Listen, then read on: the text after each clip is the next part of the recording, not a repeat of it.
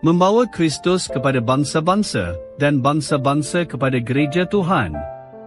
Renungan Harian dari Lutheran Malaysia, Sabtu, 6 April, tahun 2024. Tajuk kita hari ini ialah Jaminan Yesus.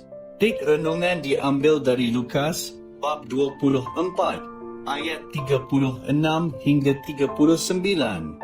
Semasa mereka berkata-kata tentang segala perkara ini, Yesus sendiri berdiri di tengah-tengah mereka dan berkata kepada mereka, "Damai sejahtera kepada kamu." Mereka terkejut dan berasa sangat takut kerana menyangka mereka melihat hantu. Tetapi Yesus berkata kepada mereka, "Apakah sebabnya kamu takut? Mengapakah hatimu ragu-ragu? Tengoklah tangan dan kakiku. Inilah aku. Sentuhlah aku dan tengok. Hantu tidak berdaging dan bertulang sebagaimana yang kamu lihat ada padaku." Tuhan telah melakukan banyak perkara dalam menunjukkan kasih-Nya kepada kita secara jasmani. Cuba dengar dari Rasul Paulus.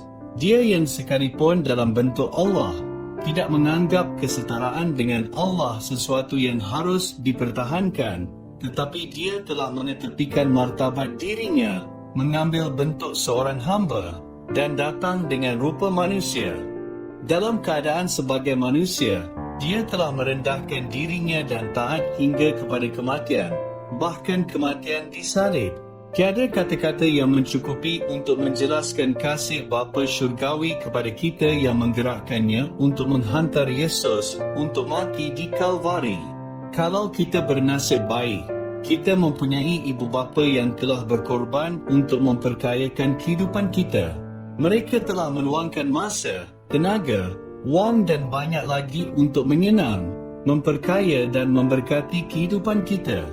Walau bagaimanapun, pengorbanan Yesus untuk kita di atas kayu salib adalah berjuta kali lebih banyak dari pengorbanan yang telah dinyatakan.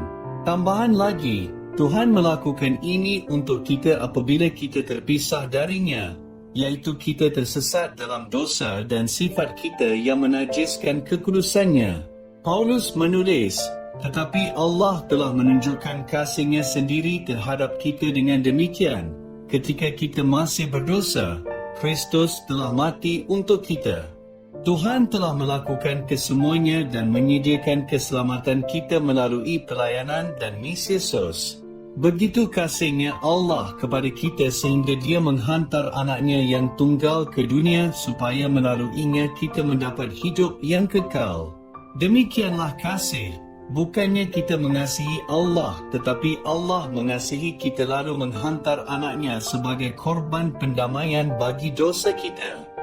Oh, begitu dalamnya kasih Tuhan yang berkekalan dan tersedia untuk semua orang. Tuhan memberitahu kita melalui Nabi Yeremia, "Aku mengasihi engkau dengan kasih yang kekal." Bapa Syurgawi mengasihi kita dengan kasih-Nya yang kekal. Dia menyatakan ini dengan rela hati dan menunjukkan kepada kita betapa besar dan berharganya kasih-Nya kepada setiap orang melalui Kristus. Tuhan mengutus anak tunggalnya, Yesus, untuk mati di atas kayu salib demi menanggung beban dosa kita. Pada hari ketiga, Dia telah bangkit dalam kemuliaan.